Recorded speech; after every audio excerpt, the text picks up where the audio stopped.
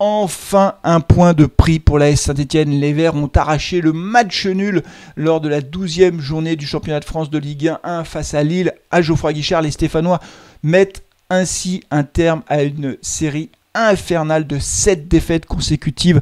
Je vous cache pas que c'est un ouf de soulagement, surtout que avec la physionomie du match, mais on va y revenir dans quelques instants dans le débrief de ce match, mais cette physionomie du match nous a fait trembler jusqu'à la fin. Les Lillois auraient pu marquer en toute fin de match, et c'est vrai que les Verts ont arraché ce match nul, ils ont été vaillants jusqu'au bout.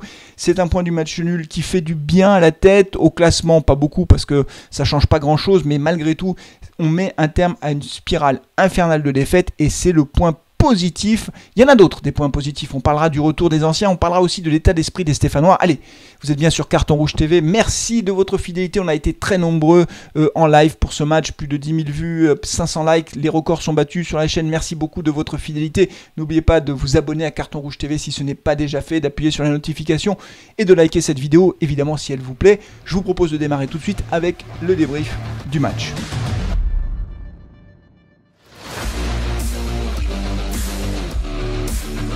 Les Verts ont donc arraché le point du match nul face à Lille. Lille qui n'est pas n'importe qui dans ce championnat de France. Lille qui est deuxième au classement. Lille qui a la deuxième attaque, la deuxième défense. Lille qui prend très peu de buts et qui en marque beaucoup. Autant dire que pour les Stéphanois, c'était un match très difficile qui les attendait à Geoffroy Guichard pour le compte de cette 12e journée du championnat de France.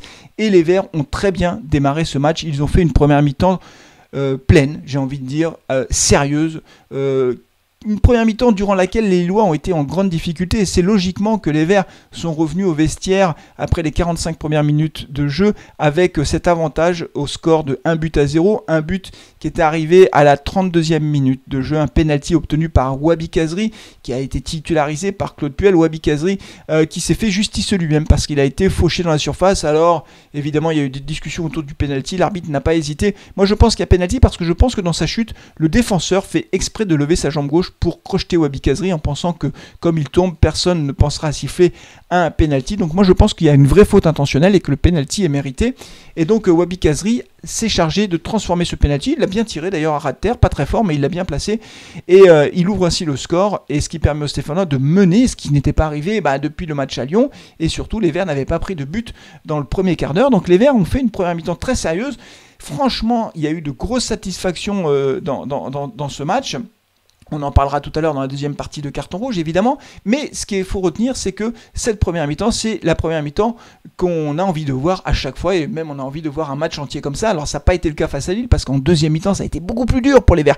Les Lillois se sont réveillés. Il y a eu de nombreux changements côté Lillois. Et c'est vrai que les Lillois ont été particulièrement dangereux en deuxième mi-temps. Et c'est logiquement qu'ils égalisent à la 63e minute de jeu grâce à Ikoné qui reprend un ballon remis de la poitrine par Yilmaz et qui trompe Jesse Moulin. Je ne sais pas si Jesse Moulin était impérial ou pas sur cette occasion. En tout cas, il n'a pas fait l'arrêt.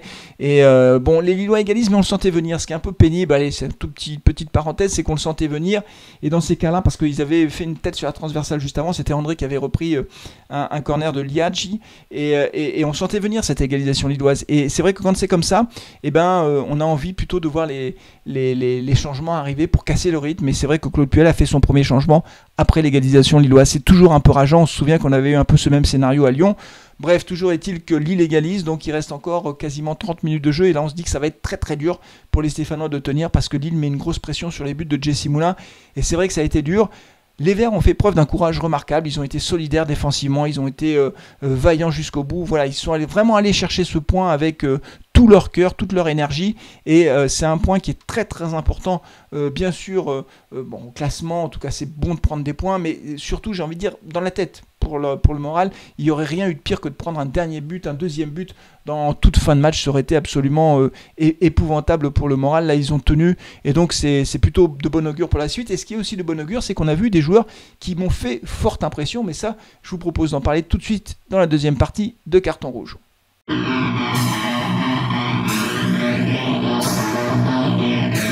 Alors pour sa composition, son 11 de départ, Claude Puel avait décidé de mettre les jeunes sur le banc. Sissoko, Gourna, Aouchiche, bon, tous ces jeunes de 18 ans étaient remplaçants et il a fait appel au taulier. On sait que il a fait une réunion en fin de semaine avec les tauliers du vestiaire, alors sans Kazri, sans Boudbouz, mais en tout cas il a fait une réunion pour essayer de mettre un peu les choses à plat. Et c'est vrai qu'il avait bien sûr titularisé Debuchy, il avait titularisé Trauco, on va en parler de Trauco, il avait aussi mis Amouma et Kazri, et donc on va dire que cette équipe était plus expérimentée que les équipes qu'on avait vues sur ces dernières journées. Alors aussi il y a moins de blessés, donc tout ça aide Claude Puel. Mais moi, ce que je retiens déjà sur l'ensemble du match, c'est que les joueurs ont été solides et qu'ils ont fait plutôt un match sérieux parce que sur le terrain, il y avait des tauliers, il y avait des guerriers. Voilà, alors parmi les satisfactions côté stéphanois, dites-moi ce que vous en pensez si vous êtes d'accord avec moi. J'en retiens plusieurs. Pour moi, la grosse satisfaction, même si en deuxième mi-temps, on l'a un peu moins vu, c'est Trauco. Il a fait une première mi-temps très très bonne, défensivement il a été bon, et puis il s'est créé une super occasion à la 15e minute, une frappe instantanée sans contrôle qui a mis en grande difficulté Maignan, et donc moi j'ai trouvé Trauco très intéressant dans le jeu, voilà, donc pour moi c'est un peu l'homme du match côté stéphanois, mais là j'attends de voir si vous êtes d'accord avec moi. Mention spéciale aussi pour Wabi Kazri qui a été bon en première mi-temps, il s'est beaucoup battu j'ai trouvé, c'est le Wabi Kazri qu'on avait il y a 2 ans, donc ça c'est une bonne nouvelle aussi pour l'AS Saint-Etienne, il a marqué le but, il s'est créé le penalty, bon voilà, Wabi Kazri, bien, voilà, moi je suis content du match de Wabi Kazri. À noter également l'excellent match de Mathieu Debuchy en deuxième mi-temps quand c'était difficile. Il avait des crampes, mais c'était lui sur les têtes, il se battait comme un fou. On sentait que le capitaine stéphanois avait envie de montrer le chemin en quelque sorte, comment tenir face à cette tempête lilloise qui ne cessait d'arriver sur le but de Moulin. Debuchy a été très bon. Et puis aussi une mention spéciale pour... en première mi-temps, mais même en deuxième, ils ont été assez bons. Camara, Neyou, milieu de terrain défensif, ils ont fait un très bon match.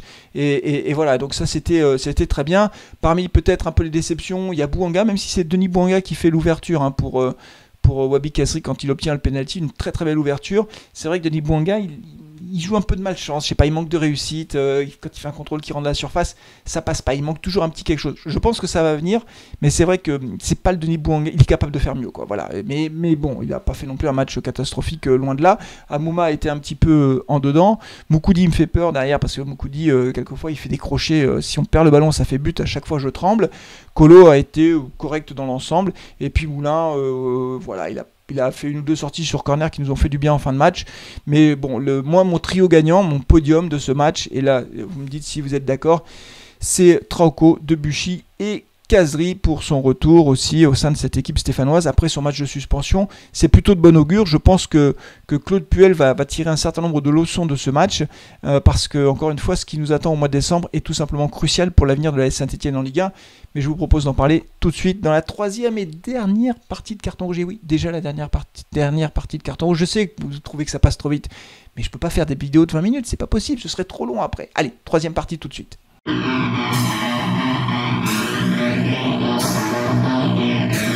Allez, la troisième et dernière partie de Carton Rouge, c'est consacrée à ce mois de décembre avec un calendrier qui sera assez difficile pour la Saint-Etienne. Je vous l'avais donné lors du dernier débrief, donc il faudra être vigilant. Mais c'est surtout dans cette partie, je veux aborder les choix stratégiques de Claude Puel. J'ai quand même le sentiment que Claude Puel a fait une inflexion dans sa stratégie qui était de miser à fond et quasiment uniquement sur la jeunesse. Et on a vu la limite de l'exercice. On l'a vu à Brest, on l'a vu plein de fois. Trop de jeunes, non. C'est des jeunes, oui, c'est bien, mais trop, non. C'est pas possible, pas en Ligue 1. On peut pas passer de Gambardella à Ligue 1. Et c'est pas leur rendre service aux jeunes. Voilà, les Gourna, Sissoko, ils ont du talent, même Charlaby, mais pour l'instant, voilà, on est trop en difficulté. On ne peut pas miser sur les jeunes. On les met dans le grand bain. C'est difficile pour eux. Il faut qu'ils rentrent, qu'ils fassent des bouts de match, qu'ils prennent de l'expérience. Mais là, aujourd'hui, on a besoin des anciens, on a besoin de ceux qui ont d'expérience. Regardez un petit peu moi l'entrée de Boudbouz, j'ai trouvé très intéressante. Il est rentré, Boudbouz, il a provoqué des fautes, il a gardé le ballon, exactement ce qu'on attendait de lui. Donc moi je considère que j'espère que Claude Puel va tirer un certain nombre de leçons de ce match et que il fera un peu plus confiance aux anciens. Voilà, on a besoin d'eux. Boudbouz n'est pas parti, Kazri n'est pas parti, Amouma est là, etc.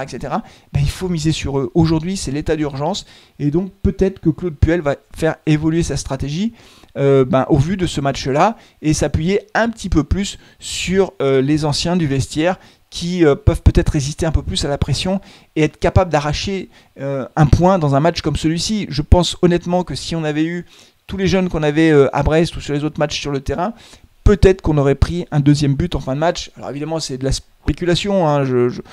Personne peut dire quelle aurait été la fin du match avec d'autres joueurs, mais franchement, j'ai quand même le sentiment que le fait d'avoir des joueurs expérimentés sur le terrain, c'est quand même un plus, et j'espère que Claude Puel va en retenir quelques leçons de ce match, parce qu'encore une fois, les prochains matchs qui nous attendent jusqu'à fin décembre sont des matchs difficiles, et c'est là que se joue notre maintien. Je pense que c'est maintenant que ça se joue. Soit on repart dans le bon sens de la marche, soit on s'enfonce définitivement.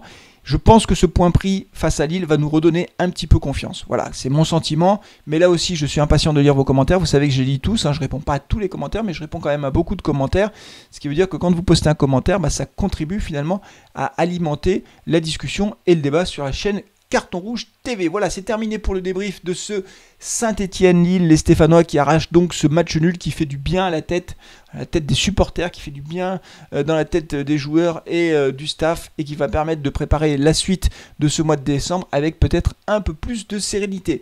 Merci à tous d'avoir suivi cette vidéo, d'avoir suivi ce débrief. Merci encore à vous. Protégez-vous, prenez soin de vous, prenez soin de vos proches et allez les Verts. Ciao.